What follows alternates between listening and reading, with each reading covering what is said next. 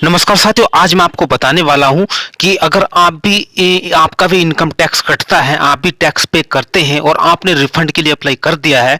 अगर आपका income tax नहीं पहुंचा है, रिफंड नहीं पहुंचा है, तो किस तरीके से रिफंड को प्राप्त करना है और क्या दिक्कत हो सकती है, उस दिक्कत को कैसे दूर करना है, सारी जानकारी आज आपको बताने वाला हूं अपनी इस वीडियो के माध्यम से। तो प्लीज मेरी इस वीडियो में बने रहिए और वीडियो को अंत तक देखिए। आज मैं आपको सारी की सारी इंफॉर्मेशन दे दूंगा ताकि आगे आने वाले समय में भी आपको जो है रिफंड की कोई समस्या न आए।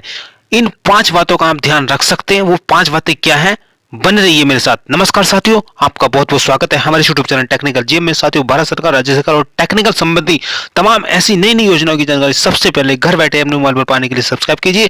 साथ ही घंटी के निशान को दबाकर ऊपर ऑल पर क्लिक कर दीजिए ताकि घर बैठे आपको भारत सरकार, राज्य सरकार की तमाम नई नई योजनाओं की जानकारी मिलती रहे। साथ ही साथ वीडियो को लाइक भी कर दीजिए ताकि आप हमसे जुड़े रहें और हमेशा अपडेट रहें। आइए दोस्तों, सबसे पहले मैं आपको क्लियर कर देता हूं क्या है रिफंड। रिफंड क्या होता है? देखिए, टैक्स पेयर यानी कि जो भी टैक्स चुकाता है, इनकम टैक्स किसी कारोबारी साल में उसके अनुमानित निवेश दस्तावेज के आधार पर पहले ही काट लिया जाता है। इनकम टैक्स पहले ही काट लिया जाता है।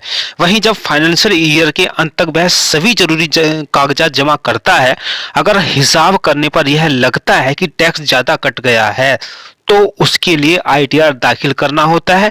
आईटीआर दाखिल करने पर आपको जो है रिफंड के लिए अप्लाई करना होता है और आपका तब रिफंड आता है। अब दिक्कत ये आती है, देखिए 1 अप्रैल यानी कि जो इनकम टैक्स इंडिया है, उसने एक ट्वीट में बताया है कि सीबीडीटी ने 1 अप्रैल 2021 से 17 जनवरी 2022 तक 1.74 करोड़ टैक्स पेयर्स को 1,59,192 करोड़ रुपए रिफंड जारी किए हैं। 17 जनवरी को ही आपका जो है रिफंड जारी कर दिया गया है, लेकिन अगर अभी तक नहीं पहुंचा है तो कुछ दिक्कतें हो सकती हैं जो निम्न प्रकार से हो सकती हैं।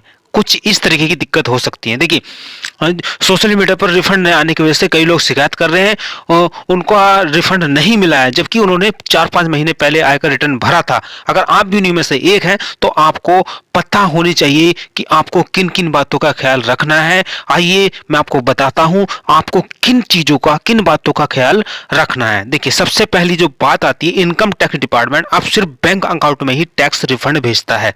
जी हाँ दोस्तों, सिर्फ बैंक अकाउंट में ही आपको टैक्स का रिफंड मिलेगा। ऐसे में अगर आपने फॉर्म भरते हुए अपने खाते का गलत डिटेल भरी है, अगर आपने अपने खाते की गलत डिटेल भरी है अपना फॉर्म भरते समय, तो आपका रिफंड अटक सकता है। इसके लिए आपको इनकम टैक्स डिपार्टमेंट के जरिए सुधार करना होगा। आप ऑनलाइन अपने फॉर्म में खाते की डिटेल को सही कर सकते हैं। इसके साथ यह जरूरी है कि आप जिस बैंक खाते कार्ड डिटेल अपने रिटर्न फॉर्म में दे रहे हैं वह पैन कार्ड से लिंक होना चाहिए, पैन कार्ड से जुड़ा हुआ होना चाहिए आपका बैंक अकाउंट। जी हां दोस्तों, ध्यान रखिए। दूसरी जो बात आती है, आपका अकाउंट प्री वेरीफाई होना चाहिए। जी हाँ दोस्तों, आपका अकाउंट प्री वेरीफाई होना चाहिए।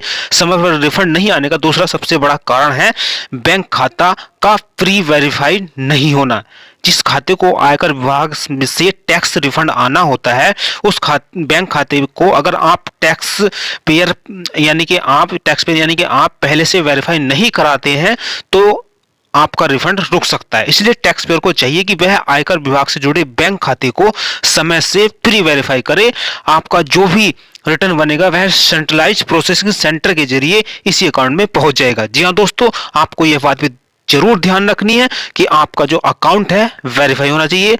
साथ ही साथ जो आपने अकाउंट दिया है पैन से लिंक होना चाहिए, पैन कार्ड से लिंक होना चाहिए। तीसरा जो आता है, टाइम पर करें वेरीफाई। क्या वेरीफाई? आयकर रिटर्न भरने के बाद उसे वेरीफाई करना होता है। जी हाँ दोस्तों, आयकर रिटर्न जैसे आप भरते हैं उसको आपको वेरीफाई भी करना होता है।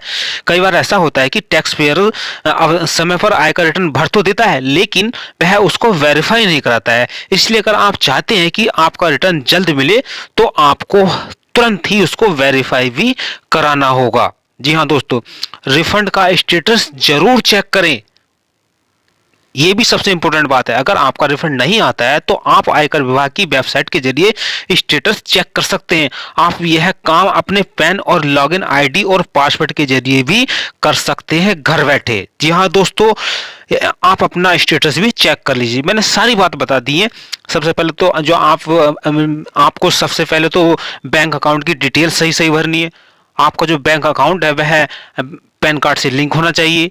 आपको अकाउंट वेरीफाई कराना चाहिए और साथ ही साथ आपका जो आपने जो अपना इनकम टैक्स भरा है उसको भी वेरीफाई करा लेना आपको चाहिए और साथ ही साथ स्टेटस भी चेक करा हुआ होना चाहिए। ये सारी चीजें आप फॉलो कर लीजिए, आपका जो इनकम टैक्स रिफंड है नहीं रुकेगा। आपको इन सारी चीजों का ध्यान रखना होगा। जी हाँ दोस्तों, वीडियो जरा भी आपके लिए हेल्पफुल हुई हो, जरा भी आपके काम की हुई हो तो प्लीज मेरे इस वीडियो को लाइक कर दीजिए और इस चैनल को सब्सक्राइब करके घंटी के निशान को दबा दीजिए।